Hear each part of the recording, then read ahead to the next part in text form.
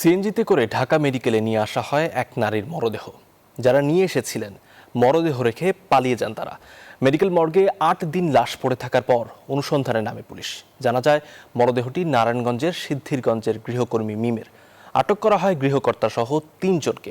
পরিবারের অভিযোগ, পাশবিক নির্যাতনের পর ১৫ বছরের কিশোরী মিমকে হত্যা করা হয়েছে।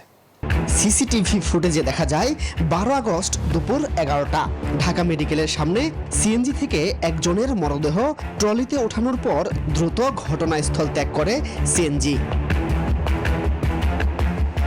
পরে অজ্ঞাতনামা মৃতদেহের সন্ধানে নামে শাহবাগ থানা পুলিশ। ঘটনার ৮ দিন পর বেরিয়ে আসে চাঞ্চল্যকর তথ্য। মৃতদেহটি নারায়ণগঞ্জের সিদ্ধিরগঞ্জের মিম নামে এক কিশোরীর। তখনও সন্তানের মৃত্যুর খবর জানতেন না পরিবারের সদস্যরা। ১-১.৫ মাস আগে ভিডিও কলে কথা বলছি। কথা বলার পরে মেয়েটা জিজ্ঞাসা করছি, আম্মু ওরা কি তোমাকে মারে? আম্মু মারা আমাকে, সে নিয়ে যাও।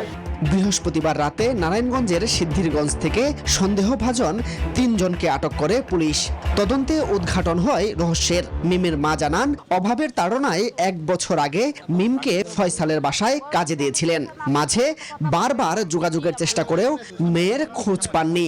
মিমকে নির্যাতনের পর হত্যা করা হয়েছে বলে অভিযোগ করেন স্বজনরা। আমার বোনের এই জায়গা ক্ষত, সারা শরীরে মায়ের দাগ, কামড়, এমন কোন জায়গা বাদ নেই যে ওর আহত জায়গা নাই।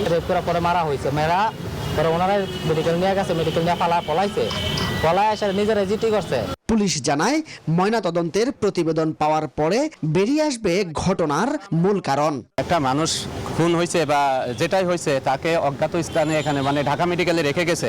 এই যে লাশটাকে যে গোপন করার চেষ্টা করছে, এটাই তো বড় অপরাধ। আর তারপরে আমরা পোস্টমর্টেম রিপোর্ট প্রাপ্তি সাপেক্ষে পরবর্তীতে আরো বিস্তারিত বলতে পারবো। হত্যায় জড়িতদের সর্বোচ্চ শাস্তির দাবি জানিয়েছেন স্বজনরা। মাসুদ সুমন, নিউজ 24, ঢাকা।